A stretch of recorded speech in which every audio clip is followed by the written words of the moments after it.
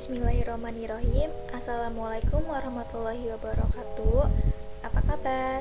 Semoga semua dalam keadaan sehat dan selalu dalam lindungan Allah Subhanahu wa taala.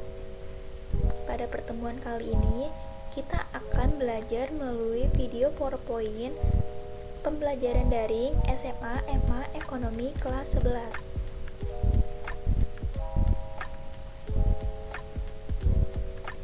Kita akan membahas materi kerjasama ekonomi internasional dengan kompetensi dasar sebagai berikut. 3.8 Menganalisis kerjasama ekonomi internasional. 4.8 Menyajikan hasil analisis ekonomi internasional. Peta konsepnya silakan dilihat.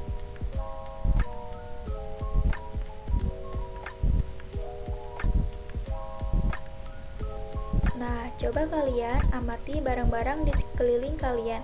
Berasal dari manakah? Dalam sebuah kerjasama ekonomi antar negara, setiap pihak yang melakukan kerjasama mengharapkan sebuah keuntungan. Hal ini dapat dilihat dari kerjasama negara maju dan negara berkembang. Negara maju membutuhkan banyak bahan mentah untuk diolah dan diproduksi, sedangkan negara berkembang membutuhkan mesin, peralatan, teknologi, dan modal dari negara maju. Seperti yang kita ketahui, bahwa setiap negara berusaha untuk memenuhi kebutuhan hidup rakyatnya. Oleh karena itu, perlu pentingnya melakukan kerjasama antar negara. Perkembangan dan masa depan suatu negara akan lebih sulit jika suatu negara itu menutup dirinya dan tidak melakukan kontak kerjasama dengan negara lain. Oleh karena itu, setiap negara pasti memerlukan kerjasama. Pengertian kerjasama ekonomi internasional. Tiap negara memiliki kondisi geografis dan sumber daya yang berbeda-beda. Kerjasama internasional sendiri merupakan bentuk hubungan yang dilakukan suatu negara dengan negara lain untuk memenuhi kebutuhan rakyat dan kepentingan negara.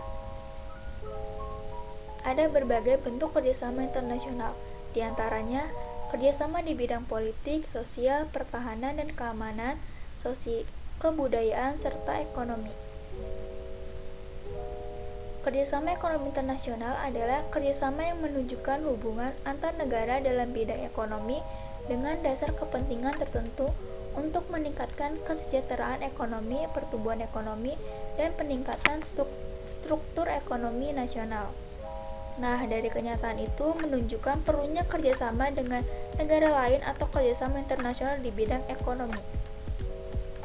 Ketika menjalankan kerjasama internasional, Indonesia menggunakan politik bebas aktif. Bebas aktif berarti dapat mengadakan kerjasama dengan negara manapun tanpa ada unsur paksaan dan terikat dan aktif turut serta dalam menjaga kedamaian dan ketertiban dunia.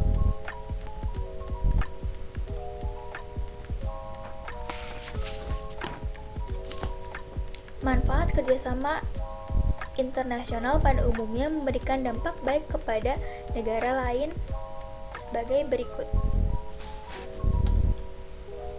1. Memenuhi kebutuhan dalam negeri akan barang dan jasa. Salah satu faktor banyak negara yang menjalin kerjasama adalah untuk menunjang serta meningkatkan pertumbuhan ekonomi negara tersebut. Indonesia contohnya, bagi negara berkembang untuk mencapai dan menjadikan negara yang maju, Indonesia melakukan kerjasama internasional dalam bidang ekonomi melalui kerjasama internasional ini. Setiap negara bisa melakukan promosi produk ke negara lain. Negara lain juga bisa mengimpor berbagai barang dari negara lainnya yang bisa menyebabkan kesejahteraan rakyat semakin meningkat. Yang kedua yaitu memperluas pasar hasil produksi barang dan jasa. Untuk meningkatkan hasil produksi, biasanya melakukan perluasan. Salah satunya yaitu menjual hasil barang dan jasa kepada negara lain. Yang ketiga yaitu mendorong peningkatan produktivitas. Dengan adanya perdagangan internasional, ini menandakan terdapat suatu kerjasama jual beli. Perdagangan antar lintas negara yang berbeda untuk saling berkontribusi dalam pertumbuhan dan perkembangan ekonomi. Produktivitas produk atau permintaan produk yang dijual akan semakin bertambah sejalan dengan luasnya jangkauan pemasaran suatu negara terhadap perdagangan internasional yang dilakukan dalam mencukupi kebutuhan pasar, baik dalam negeri maupun luar negeri. Selanjutnya yang keempat yaitu memperluas lapangan pekerjaan. Kerjasama internasional juga mampu memperluas tenaga kerja, bukan TKI melainkan tenaga kerja ahli. Biasanya berawal dari pertukaran pelajar. Adanya pertukaran pelajar hasil dari kerjasama internasional nantinya akan memberikan dampak baik pada tenaga kerja ahli yang handal, serta dengan pertukaran pelajar membuat sektor tenaga kerja menjadi lebih luas dan mempunyai skill yang cukup baik.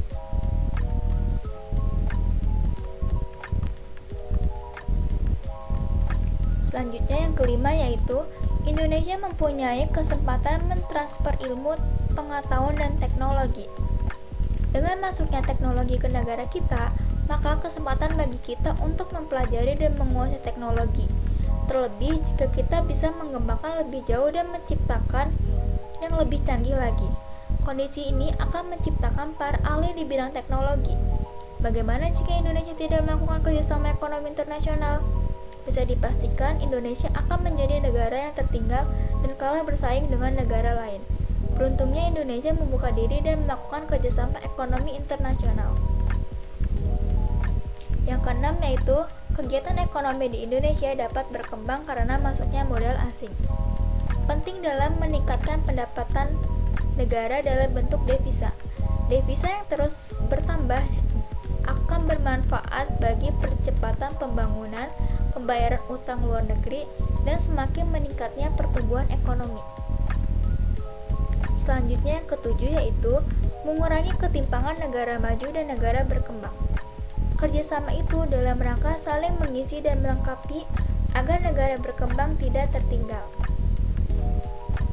Yang kedelapan, memperluas hubungan dan persahabatan dari berbagai negara. Menjalin hubungan kerjasama internasional nantinya akan berdampak pada eratnya persahabatan antar negara-negara yang saling melakukan kerjasama. Hal ini mampu menghindari kita dari rasa permusuhan antara negara yang mengikuti kerjasama. Salah satu dampak kerjasama internasional bisa dilihat dari terciptanya perdamaian dunia, menghindari kekerasan dan peperangan yang akan terjadi. Kerjasama internasional tergolong cukup ampuh untuk mengatasi hal ini. Nah, setelah tadi kita melihat dari pengertian dan manfaat kerjasama internasional, selanjutnya kita akan melihat bentuk-bentuk serta lembaga apa saja dari kerjasama ekonomi internasional. Dari bentuk kerjasama yang pertama yaitu kerjasama ekonomi bilateral, yaitu hubungan antar dua negara yang tujuannya saling menguntungkan kedua belah pihak. Biasanya mengatur komoditas atau barang-barang yang diperdagangkan, sistem pembayaran yang digunakan, volume dan perdagangan yang disepakati, serta ekspor-impor barang. Berikut ini contohnya yaitu kerjasama antara Indonesia dengan Korea Selatan dan Indonesia dengan Cina. Bentuk yang kedua yaitu kerjasama ekonomi regional. Kerjasama regional adalah kerjasama yang dilakukan oleh negara-negara yang berada di suatu kawasan tertentu yang biasanya berdekatan. Contohnya yaitu ada ASEAN yang berada di Asia Tenggara, Europe Union yang berada di kawasan Eropa, dan APEC yang berada di Asia Pasifik. Selanjutnya bentuk yang ketiga yaitu kerjasama ekonomi multilateral. Kerjasama multilateral adalah kerjasama yang diselenggarakan oleh bangsa-bangsa di dunia tanpa memandang wilayah atau perkembangan perekonomian suatu negara. Kerjasama bentuk ini tidak dibatasi oleh kawasan tertentu. Kerjasama yang mengikat antara beberapa negara, lebih dari dua negara, dengan suatu politik dan atau kebijakan yang bersifat internasional. Contohnya yaitu ada organisasi OPEC, organisasi WTO, dan organisasi IMF. Selanjutnya yaitu Lembaga-lembaga kerjasama ekonomi internasional. Yang pertama ada ASEAN, yaitu Associated of Southeast Asian Nations.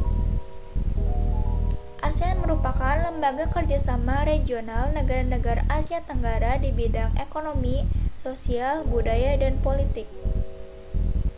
ASEAN didirikan pada tanggal 8 Agustus 1967 di Bangkok, Thailand. ASEAN terdiri dari 10 negara, yakni Indonesia, Filipina, Thailand, Singapura, Brunei Darussalam, Malaysia, Vietnam, Laos, Myanmar, serta Kamboja. Lembaga yang kedua yaitu ada European Union. MEE adalah suatu kerjasama antara negara-negara Eropa untuk menciptakan keselarasan anggota-anggota dalam hal ekonomi, sosial, dan kestabilitasan politik di Eropa. Didirikan pada tanggal 1 Januari 1958 oleh 9 negara dengan tujuan untuk bekerja ke arah pengembangan aktivitas ekonomi yang serasi, ekspansi berkesinambungan dan seimbang, penetapan stabilitas, memacu peningkatan standar kehidupan, dan ikatan lebih erat di antara sesama anggotanya.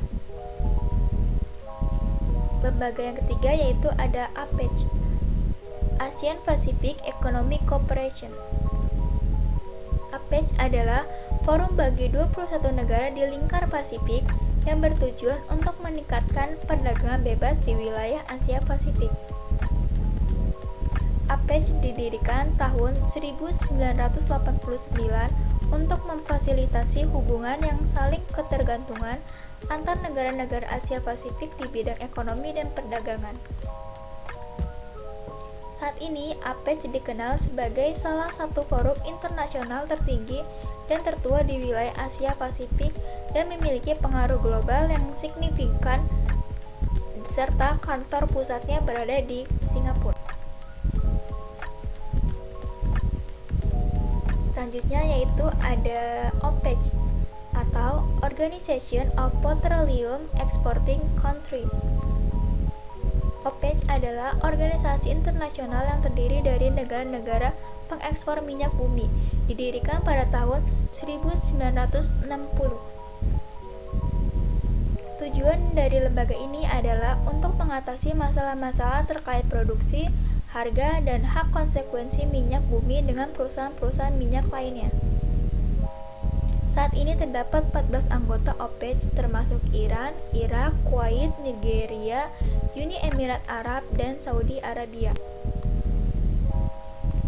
Selanjutnya yaitu ada WTO atau World Trade Organization. WTO adalah organisasi yang dibentuk di Jenewa, Swiss tahun 1947 bergerak di bidang perdagangan internasional untuk mempertahankan tata niaga internasional dan mengatur perdagangan secara umum. Tujuan pembentukan WTO adalah menghilangkan atau mengurangi tarif bea yang menghambat perdagangan antar negara dan menyelesaikan sengketa dagang di antara anggotanya. Lembaga yang terakhir yaitu ada IMF atau International Monetary Fund. IMF adalah organisasi internasional yang anggotanya terdiri dari 189 negara. IMF didirikan tahun 1944 dan saat ini memiliki kantor pusat di Washington DC, Amerika Serikat. Tujuan dari IMF adalah untuk meningkatkan kerjasama keuangan global, mengamankan stabilitas finansial, memfasilitasi perdagangan internasional, mendorong tingkat ekonomi dan lapangan kerja, serta mengurangi tingkat kemiskinan dunia. Oke, baiklah, sekarang kita sudah berada di slide terakhir. Berikut ini ada 3 soal, silahkan dikerjakan dengan baik. Terima kasih untuk yang sudah menonton video ini hingga akhir. Semoga bermanfaat dan sampai bertemu di video pembelajaran selanjutnya. Wassalamualaikum warahmatullahi wabarakatuh.